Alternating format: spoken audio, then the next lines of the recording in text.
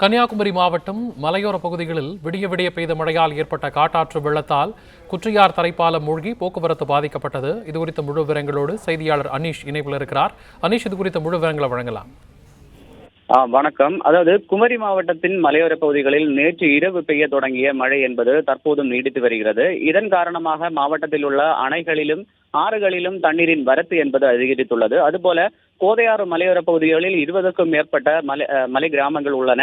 இதில் 10க்கும் மேற்பட்ட மலை கிராமங்களை இணைக்கும் முக்கிய தரைப்பாலமான குற்றியார் தரைப்பாலம் என்பது காட்டாற்று வெள்ளத்தால் தற்போது மூழ்கியுள்ளது.